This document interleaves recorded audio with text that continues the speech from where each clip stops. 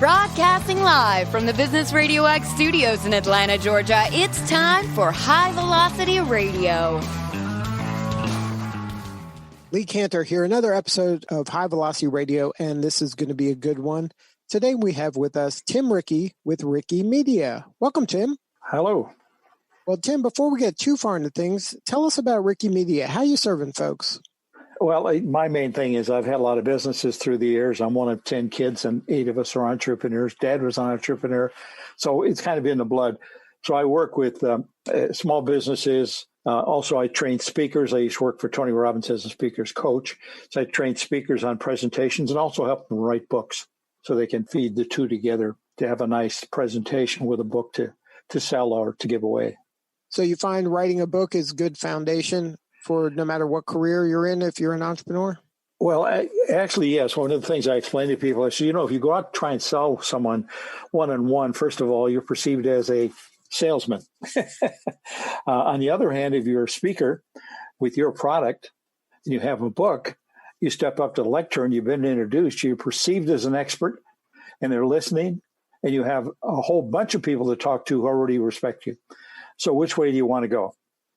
And I leave it with that, and then pretty much they understand the strength of that. The scariest part is me, a speaker, they're scared to death of that, as we all are the first time we try it, But I get them through that with some workshops and seminars that I've done over the years that really make that work out well.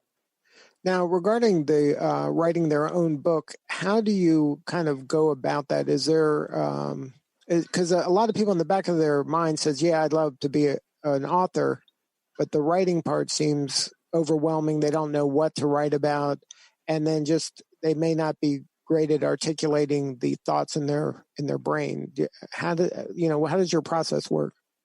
Well, actually, I have a list of questions, and we look back at those questions that go towards a certain area. If it's their business, it's pretty easy, because if they've been in business for any length of time, they're already an expert because they're in the business, and they probably know more than anybody else who tries to address that same subject. So we go by taking that business as the forward, unless you can get somebody to write the forward, and then go through the steps of what it takes to make that out. And I have templates for books.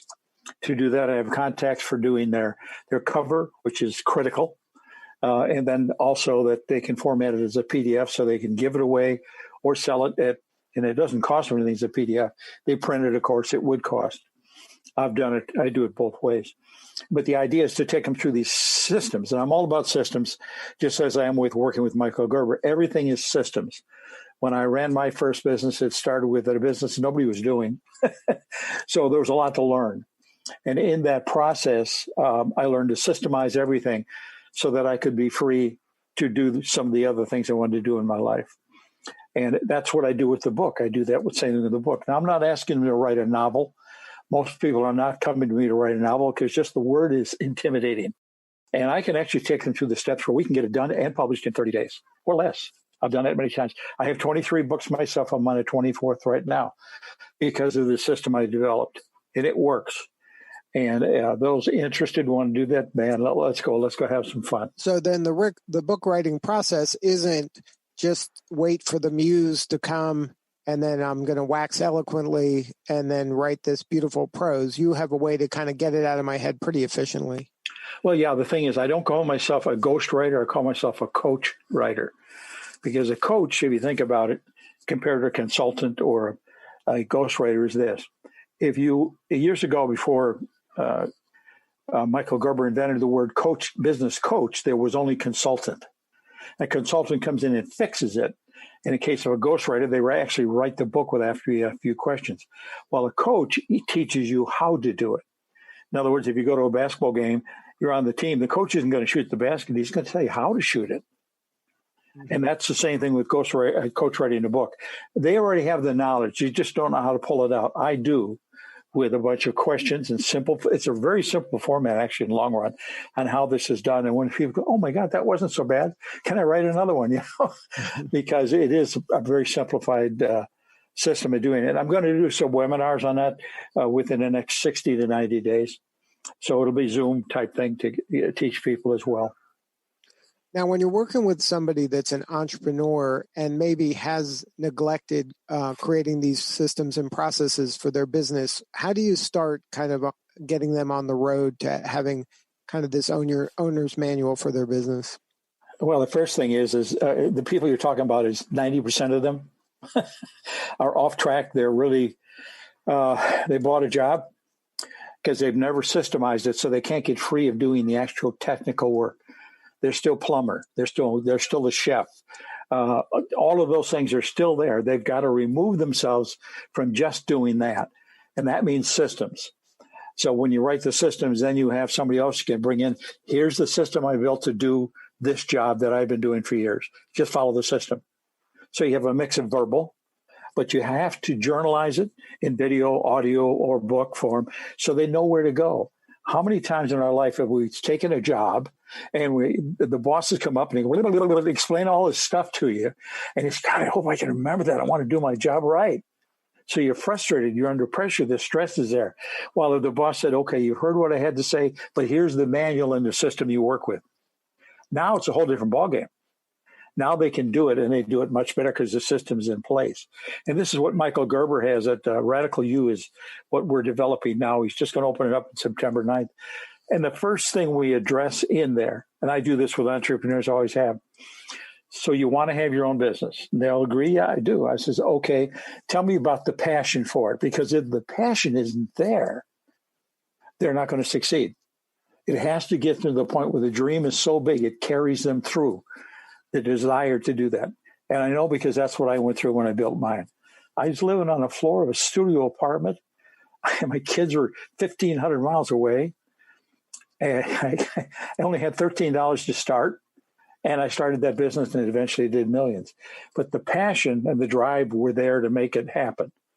And because of that entrepreneur stuff in the past, of course, played a big role in that all happening because I knew where to go and what not. And I do remember I was talking to a friend just a while ago at lunch, and he said, you know, was there a point where you thought your business would fail? And I said, well, yeah, I got to a point where I wanted to actually sell it to my partner. It was very small at the time. And I told my girlfriend, I said, you know, I'm thinking of selling to my partner. And she looked at me and she said, chickening out, are you? Now, I froze in my tracks when she said that. I was embarrassed. First, I got angry for about 3 seconds. And I said, wait a minute.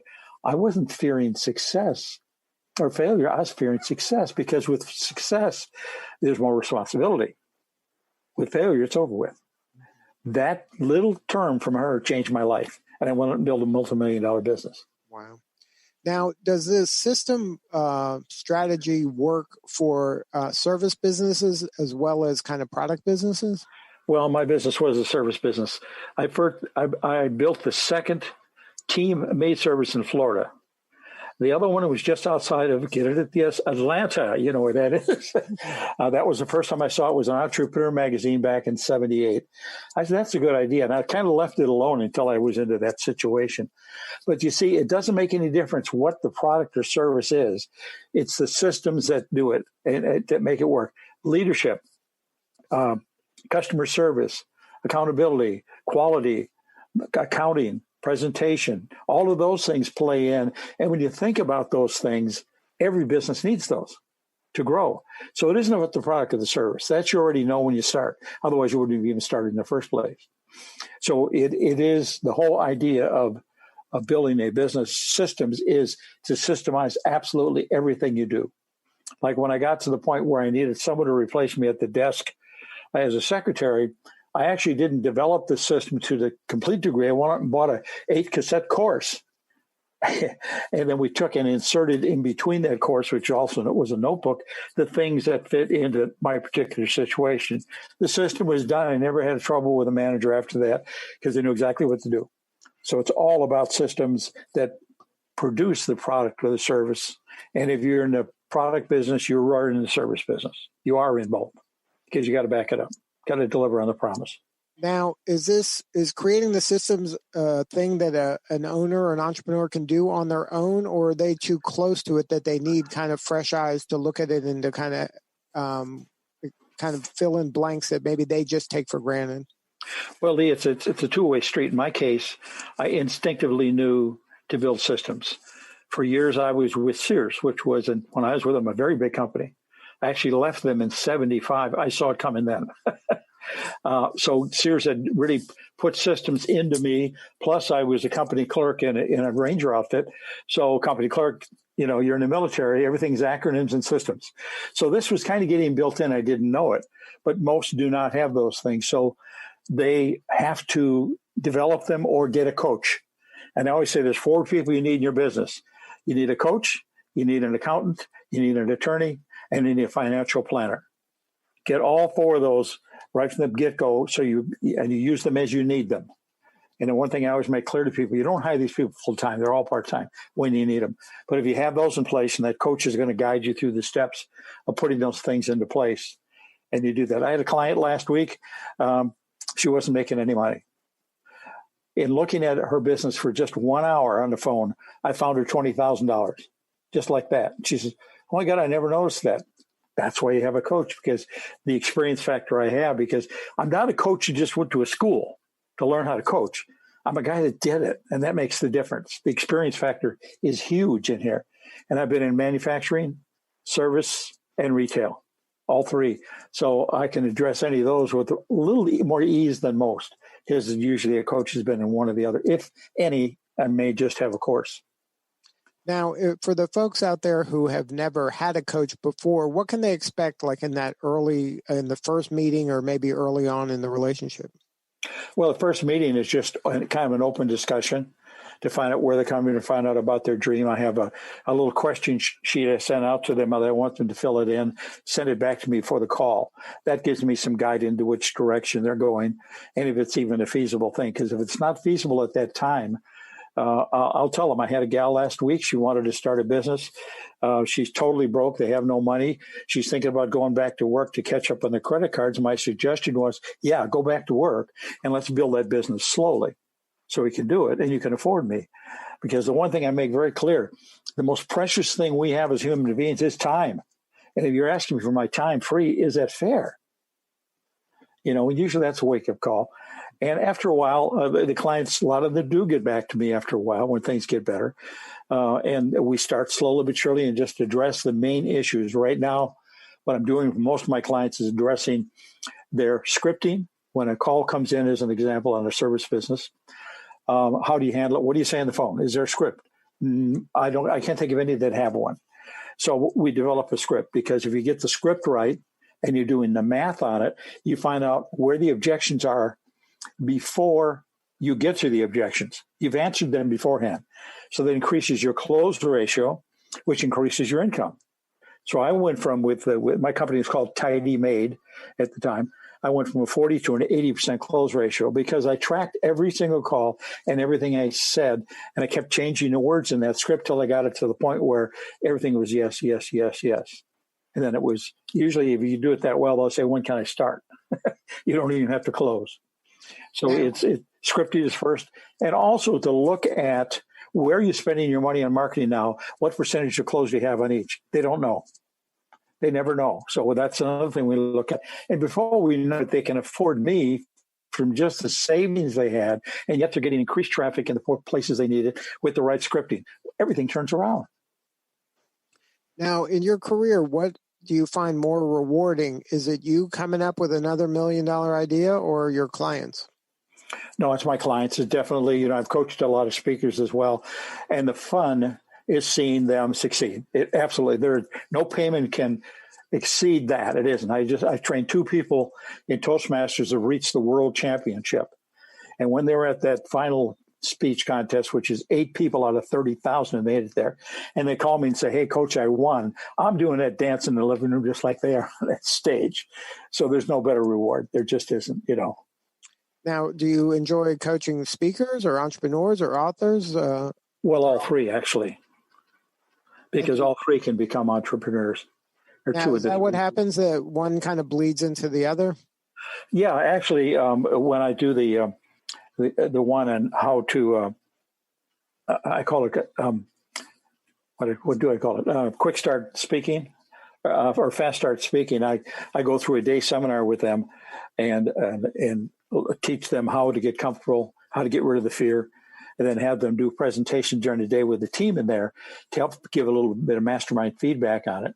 And then when they've got that done, then we'll talk about you want to do a book to back up that speech. Some do, some don't. They just want to learn how to speak with comfort in front of their group or wherever they are. Could be just a lot of them are corporate people who are trying to move up the ladder, and they come to me and say, I did a speech last week, and they told me, you better call Tim, so I can get them straight on that. Because when you learn the right way to do it, and I always suggest Toastmasters International. It's worldwide. It's a nonprofit. It's very inexpensive. It's the best education I've ever gotten. I wouldn't have been a writer if it hadn't been for Toastmasters or a coach. Either one of those. Both of those came out of that process. So they go to Toastmasters.org, put in their zip code, they'll find the clubs around them. Orlando has 50 clubs. That's how big it is. Wow. Most people have never even heard of it. And there it is right there next door practically. And there's a system for that. They go to a couple of meetings and they sit in and just watch. Clubs are usually around 20 members or less. So it's very comfortable. You're not walking in a room with 500 people scaring the heck out of you. You're okay with it. And then we have mentors in the club. That's how I started with these speech contests. Matter of fact, those were mentoring. They weren't paid. One's going for the world. That's a mentoring process. So everything is there. And then Toastmasters has an online program that takes them through each type of speech there is in 45 different manuals. So through the years, they get very, very good at it. And you remember the book Think and Grow Rich? Sure. He was one of the original Toastmasters. Wow. Yeah. There's so many. All the astronauts are required to be a Toastmaster. They're speaking with the public, and they've got to be able to say the right thing. It's too critical of PR on that, So, now, is there any kind of advice you can give that novice speaker? Oh, there's a lot of that. I actually, when I evaluate their speech, I go through each component of it, especially when I'm training for the World Championship. We get down to the point we're looking at, it could be 2 or 3 words in a sentence, could go up, high, low, fast, or slow. That's how refined you get it at the championship level so that it comes across exactly the way it is. An example, if you're doing a speech with a mix of comedy and seriousness, and if you're going into a contest, you better have both. So if you're going to switch from, you're telling jokes, it's fun, you're telling stories that are funny, and you're going to switch to something serious, you pause, tick, tick, tick, and then you begin because the audience has just been told there's a change coming. That pause tells them that. So they're aware of it. If you go right over, that gets it'd be confusion. Is he being serious or is he just still joking? So little things like that. And when I talk about vocal variety, I explain to them that vocal variety means that, you have ups and downs, but there's the speed of it, how fast it goes. So if you're telling a story and you're trying to make a fine point, you might say something like, now let me make this very, very clear. So it sinks in.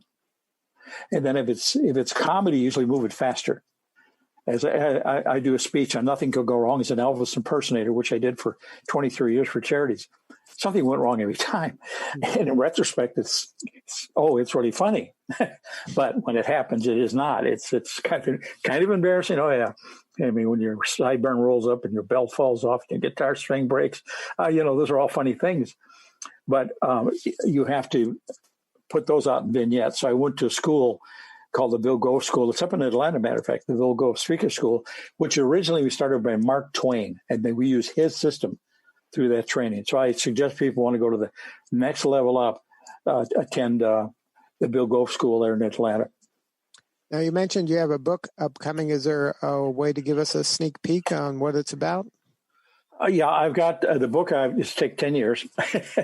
The first one of a series of 7 or 8 is called Kidpreneur. It starts with me at my first business, and it goes through that first book goes through up until I was into my teens and my first job. And my first business was 1 block from Wrigley Field, which today is called Wrigleyville, that whole neighborhood. And I watched people's cars when they went to see the Cubs play. I was 4 years old when I started that. And it was by accident, and I explained it in the book. After each chapter, there are lessons. So the whole idea of this series of books is to make it possible for them to learn all of the things about entrepreneurism that I went through the years to help them along their path. Good stuff. Well, if somebody wants to kind of learn more about what you're up to and plug into some of the different services you offer, whether they're a budding author or speaker or entrepreneur, what's the website? The website is Tim Ricke, and that's RICKE.com is my website. And I'm on Facebook and LinkedIn and all of them. But they can go to timricke.com. I'm rebuilding the site this week, as a matter of fact. And they can learn a lot about from me. Go to LinkedIn. That's where you guys have been, I'm sure, to see about me. And I work with Michael Gerber now as a partner in building a radical university. Now, the radical university is very unique. Michael is absolutely the most brilliant person I've ever known in my life who really knows what it takes to build a business. And if anybody's heard of the book, The E-Myth or The E-Myth Revisited, that is Michael Gerber. He's out in Carlsbad, California. And he has built a whole university online called Radical U. And if they go to my site, the link is on there as well, which takes you through where you can subscribe to this on a monthly basis. And I'll tell you this, that course is so good. It's better than anything you'll get in a business school. And I sincerely mean that because Michael really knows his stuff. And I've spoken at all the universities in Central Florida, UCF and Rollins, places like that. And the professor will bring me in, and he or she will say, well, students, we have our business plan and we have our marketing plan. Now, Tim Ricke is here to tell you what really happens. And that gets a laugh. And they do. I open their eyes to what it's really about. Too many times now, somebody will go to California with what do you call it? Silicon Valley with an idea. You come in, they get a lot of money to back it, but they have nothing to back other than the product. So the 9 out of 10 will fail because they don't have any systems in place. Mm-hmm. And the people that come up with the money do it because they know 9 out of 10, but that 1/10 one's going to make a lot of money. So they really don't go into depth, So a business plan is essential. Mainly the executive summary, the first page. It's a marketing page. You got to get their attention on that first page. They're not going to go to the second page. You got to get the people with the money on the front page. I should write a book on this. I raised $1 million for a company in 20 minutes because I could present. So those are some of the things that I can teach. And anybody wants to notify me there, I will get back to them. That's a promise. I always do. And I look forward to talking to them because I get as excited as they are about their new ideas and concepts and where they want to go with their life. Well, good stuff, Tim. Thank you so much for sharing your story today, and congratulations on all your success. Thank you, Lee. I appreciate it. All right, this is Lee Cantor. We will see you all next time on High Velocity Radio.